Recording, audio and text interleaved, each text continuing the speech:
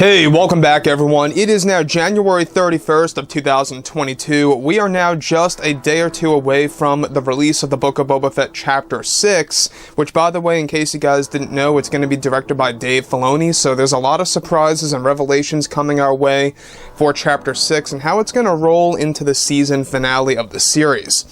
This is Mike Zero. Make sure to subscribe if you're new to the channel for future Star Wars updates. Also, by the way, guys, I am on Twitter at Mike01 if you guys want to go ahead and give me a follow over there. I do post a couple of entertaining things from time to time and really interact with you guys further.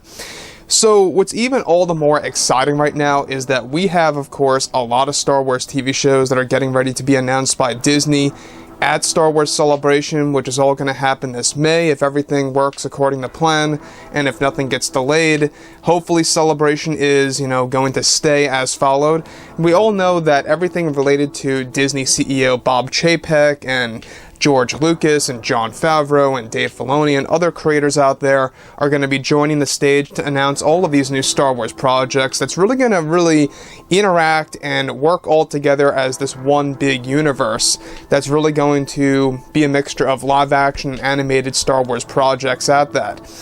So I think what's really exciting is how we are now witnessing the evolution of Star Wars, right? The Book of Boba Fett, okay, I will admit, there were a lot of fans out there that really had mixed reactions on some of the chapters, but from this point on forward, from Chapter 4, 5, and now we're upcoming on 6, it just seems like it's escalating. It just seems like it's getting better and better. So, with that being said, what's really intriguing has everything to do with what Jon and Dave have planned for the character of Luke Skywalker, and this is going to be a big deal for 2024, where a lot of new Star Wars projects are going to be unveiled on Disney+, one of which, of course, will feature the character of Luke once again. We're going to dive right into that right now. So, as of now, one of the major sets for the Ahsoka Tano series is under construction and getting ready before they begin filming in the very near future by Jon and Dave Filoni. They are both busy supervising the construction of this set and how they can add in the digital effects after it's built. Now, in the meantime, however, Jon Favreau and Dave Filoni and many others over at Lucasfilm, including new creatives, have big plans for new Star Wars shows, one of which being the series that is set to bring Luke Skywalker back to life in the new Star Wars universe. Now, Jon and Dave are actually busy and bringing Luke Skywalker back to life in the new Star Wars universe. Jon and Dave are currently planning something significant for the Disney canon of Star Wars with the new Rise of Skywalker sequel series that is already in early development that will feature a big moment in which Luke Skywalker will be resurrected through the waves of the Force in a special and unexpected way for fans to witness. Now, this new technique is described to be a new force power for Luke Skywalker to return in the mortal world as flesh and blood, and how he will actually be able to come back to life, temporarily speaking, using the power of the wills.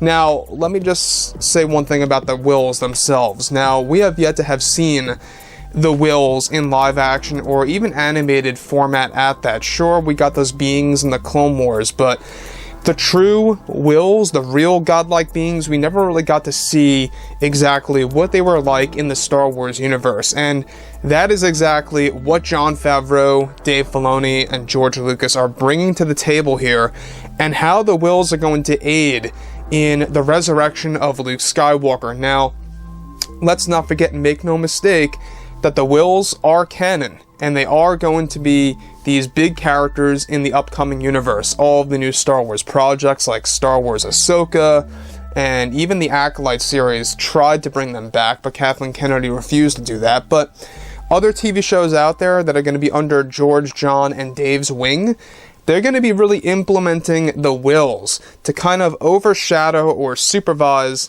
the entire events of Star Wars from the very beginning to the very end. And that's what the wills essentially do. They are pretty much watchers over all space and time. And it's a very interesting concept. I'm actually quite surprised that we never really got to see them in Star Wars Rebels, given that we got the World Between Worlds. We never really got to see the wills. Of course, we got some, higher, levels of beings like the father, son, and the daughter.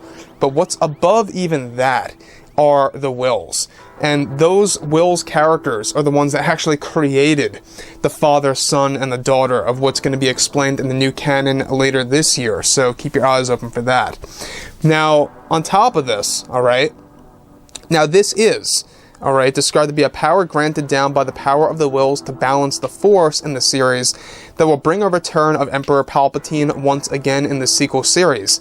This series is described to be done in lifelike animation that will feature many new villains, one of which being the return of Darth Sidious in the form of a spirit and eventually taking over the body of a young host that is going to be done by Matt Smith, this time by Jon Favreau and Dave Filoni, creating the Sith acolyte character.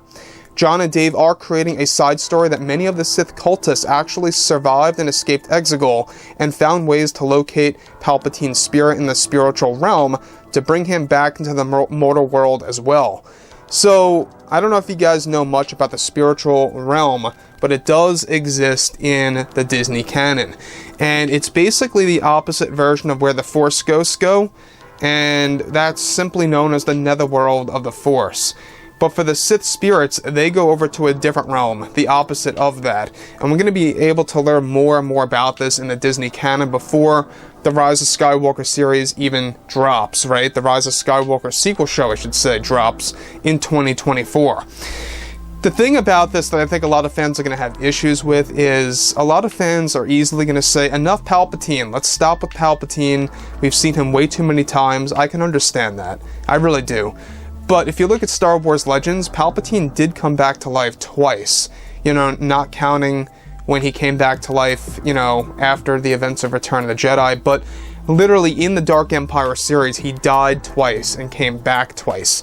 And that's what they're really emulating now with the Rise of Skywalker sequel series. They're bringing him back in the form of a spirit, then they're going to have him fall into the host of a young Sith cultist body. And this is also going to be done by Matt Smith. They're taking a lot of unused elements from the Rise of Skywalker deleted scenes that we never really got to see the light of day, and now that's being implemented into the sequel series. So, kind of happy that Matt Smith is actually coming on board of the sequel show. But, again, could this very well create Palpatine fatigue? I'm not quite sure about that. It's all about execution. It's all about how it's going to be done and duration and all of that. Again, he's not going to be the only villain / enemy in the show, only one of. So, with Sidious coming back twice, just like in Star Wars Legends and the Dark Empire series, Jon and Dave are going to be allowing other Force ghosts to come back to life temporarily to fight Sidious once and for all. You know, it makes you wonder exactly who else is going to use this power. The sequel series is also set to take place roughly 7 years after the events of Episode 9, that will feature the new Jedi Order that was done by Rey and Ben Solo's guidance from the Force ghosts of the past that helped them construct the new Jedi Order. Now, George Lucas is the one who approved the power of the Wills to take part in Luke's resurrection, as Luke wants to actually have fans to learn more about the Wills, as they are godlike creatures in a sense. So Lucas really wants to actually let fans know more about that. Now, this was an idea taken from Return of the Jedi's original script, where Obi-Wan Kenobi came back to life as flesh and blood on Andor. They will be applying the unused material to Luke Skywalker this time around for the sequel series for a true Skywalker to face and defeat Palpatine once and for all. Jon and Dave also have more surprises in stock for the Rise of Skywalker sequel show. So overall, guys, let me know what you guys think about all of this below in the comments, and if you guys did enjoy the content for today, do make sure to drop a thumbs up on this video to support the channel. I thank you all so very much for the kind support, and I'll catch you guys next time.